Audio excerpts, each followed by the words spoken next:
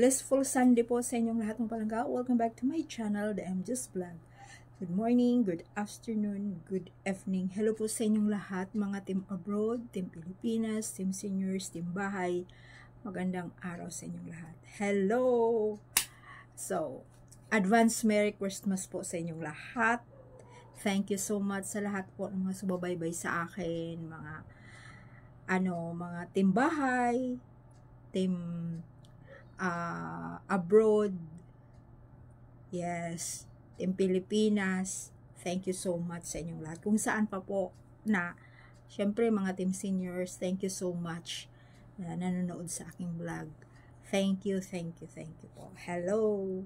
So, ayan, yun na nga, nakakatawa dahil mayroon talagang umaano sa ating vlog na bakit daw sinusuportahan pa rin natin si Maine at saka si Alden na wala naman silang pelikula or proyekto na magkakasama, tapos nandito pa rin daw tayo. Ang daming nagtatanong, ang daming nagko-comments simula nung mayroong pelikula si Alden at saka si Catherine. Tapos pinagdidiinan pa nila na talagang may relasyon kahit napaka-sweet daw. Tapos wala naman din daw si Maine pakialam, hindi naman din daw binabanggit, pati nga rin naman si Alden hindi binabanggit.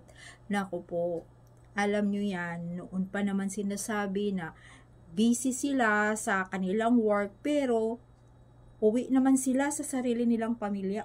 May uuwian si Alden, mayroon ding uuwian si Maine. Ay, siyempre, araw, busy. Yan ang sinabi nila, diba, noon ni Mingay at saka ni Alden na pag-araw, siyempre, may work sila, magkakahiwalay. Pero pagkagabi, magkakasama naman yan, buong family.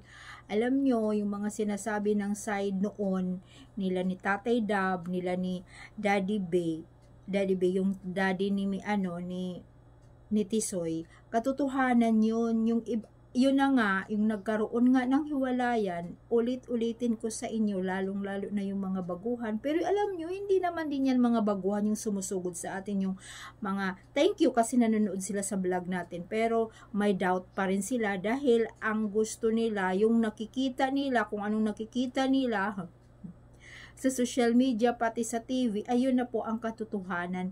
Alam nyo, mga showbiz, ganun talaga. Ganun kasi hindi ka naman dyan mag-artista kung tinatawag silang artista, ganun na, pira nga lang yun. Siyempre parang ganun na tangkilikin lang yung pelikula na yun. Gagawa nila ng gagawan kahit wala naman silang relasyon. Kunyari may relasyon para tangkilikin kayo naman. Pinagdidiinan nyo pa talaga na sila talaga ni Kung At may kasal na last year.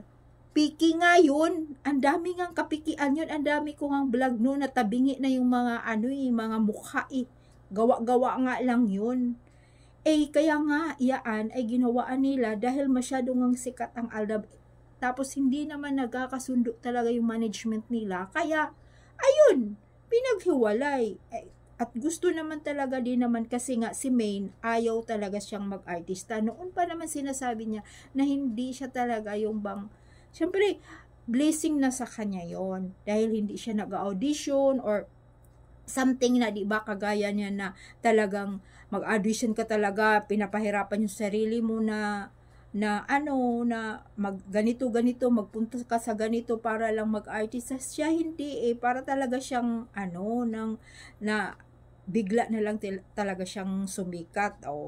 Pero hindi talaga yung pag-audition niya, yung grabe yung mga iba, diba, para lang mag-artista, grabe ang audition dito, audition doon. Diba si Mingay, hindi daw talaga siya pinahirapan pag-audition niya. Wala nga daw siyang talent, nakuha nga daw siya ng Itbulaga. Diba, kung babalikan nyo yun, hindi talaga, at saka, hindi naman talaga niya, bread and butter ang showbiz, kasi may kaya na nga rin naman sila. Diba? So, ang talagang tinutuloy-tuloy na pangarap si Tisoy, diba? Siya, komportable na siya sa ginagawa niya dyan sa pag-host. Yun din ang kanyang pangarap, mag-host na lang para, siyempre, maaalagaan yung pamilya niya. sarili niyang pamilya. Sinabi naman yun ni Tatay Dab, kung balikan nyo yung mga video noon, yun po ang pangyayari. Kaso nga lang, after 2 years, ayan, pinaghihiwalay. O, di ba? Pinaghihiwalay. Pero ang katotohanan, mag-asawa na po yung dalawa. Yun pong mga palabas lang yan ay showbiz lang. Ulitin ko, ang ano talaga, Sir Suela, ang una talagang nag-aano dyan, yung Itbulaga. Yung mga may-ari at producers ng, sino ba ang mga producers ngayon ng Itbulaga? Sila nga. Di ba? Kung maalaala nyo yung si Bossy nga ang nag-ano noon na may nag-booking noon. Yung bang inilabas niya kahit siya nga, yung sa kalyeserye, sila pa nagsasabi ganito, tapos noong pinaghiwalay niya, ayan, pinagdiinan talaga na may relasyon sila ni Kong, pero wala po.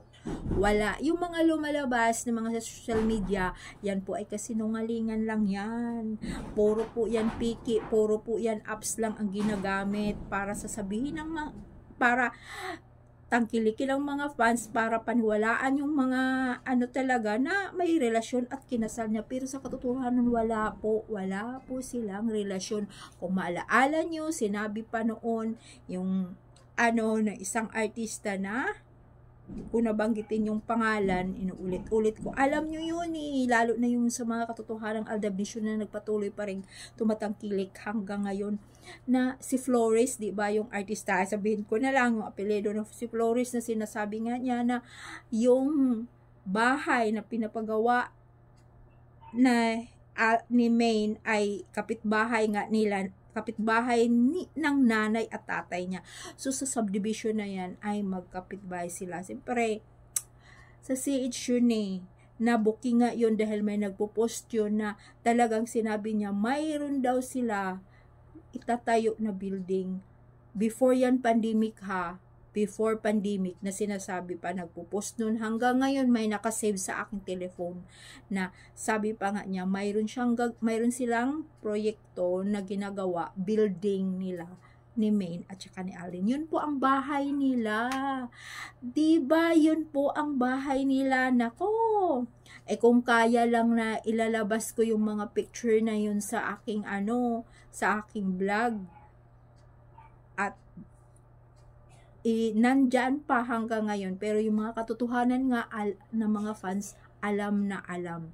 Kaya, hay nako, yung mga palabas nila yan, wala pong katotohanan yan, at wala pong relasyon sila ni Catherine at saka ni Alden. Yan lang po ay para lang yan sa mga fans, at lalong-lalo na tangkilikin. Ito na nga, marami daw talagang, siyempre, MMFF ngayon, ang daming mga palabas ng mga pelikula. Yun na nga, gusto daw kasi pinakamataas na nga daw yung kay Alden at saka ni Catherine na na talaga daw grabe ang kita. So gusto daw yan lampasan pa sa itong mga bagong pelikula itong December. Kaya titingnan na lang natin yun, ang mga balita nila. O talagang napakataas daw, napakalaki ang kita. Kaya thank you so much mga palangga. Merry Christmas. Bye!